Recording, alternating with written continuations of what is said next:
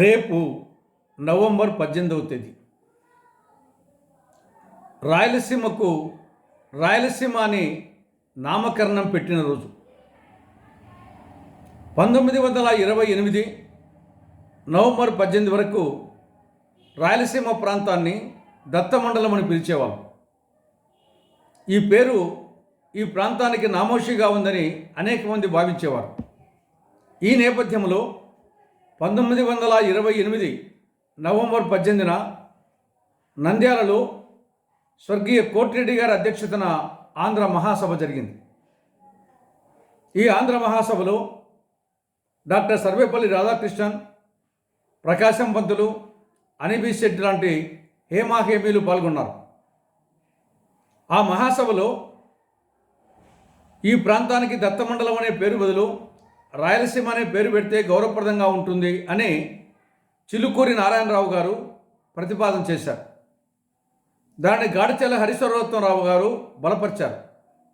మొత్తం ఆంధ్ర మహాసభ ఏకగ్రీవంగా ఆమోదించింది. ఆ రోజు నుంచి అంటే 1928 నవంబర్ 18 నుంచి ఈ ప్రాంతానికి దత్తమండలం అనే పేరు బదులు రాయలసీమ అనే పేరు వచ్చింది. రాయలసీమ అనేది ఈ ప్రాంత ప్రజల ఆత్మగౌరవానికి, ఆత్మాభిమానానికి ఒక ప్రతీక. కాబట్టి కూటమి ప్రభుత్వానికి, రాష్ట్ర ప్రభుత్వానికి రాయలసీమ పట్ల నిజమైన ప్రేమ, చిత్తశుద్ధి ఉంటే నవంబర్ 18ని రాయలసీమ నామకరణ దినోత్సవంగా అధికారపూర్వకంగా ప్రకటించాలని కాంగ్రెస్ పార్టీ రాష్ట్ర ప్రభుత్వానికి విజ్ఞప్తి చేస్తూ ఉంది. దీంతోపాటు రాయలసీమ పట్ల ప్రేమ, చిత్తశుద్ధి ఉంటే కేంద్ర రాష్ట్ర ప్రభుత్వాలు 8 అంశాలను దృష్టిలో పెట్టుకోవాలి. 1, శ్రీబాగ్ ఒడంబడిక ప్రకారము, అంటే 1937 నాడు శ్రీబాగ్ ఒడంబడిక ప్రకారము రాష్ట్ర రాజధాని హైకోర్టులో ఒకదాన్ని రాయలసీమలో ఏర్పాటు చేయాలి. రాష్ట్ర రాజధాని రాష్ట్ర నడిబొడ్డున ఉన్న అమరావతిలో ఉంది కాబట్టి హైకోర్టును రాయలసీమలో ఏర్పాటు చేయాలి.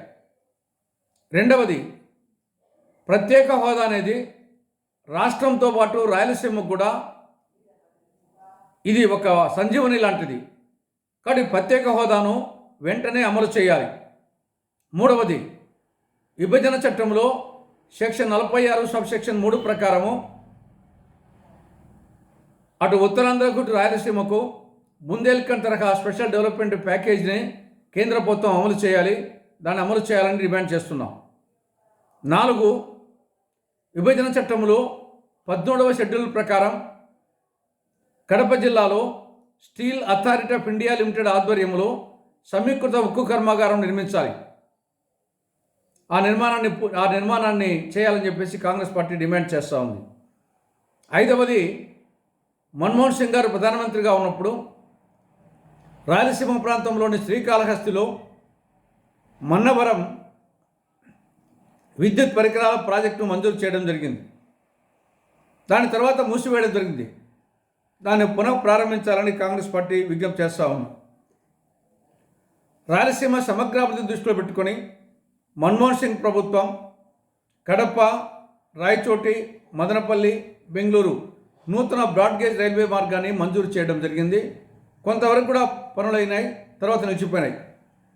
ఆ పనులు వెంటనే పునః ప్రారంభించాలని కాంగ్రెస్ పార్టీ విజ్ఞప్తి చేస్తూ ఉంది.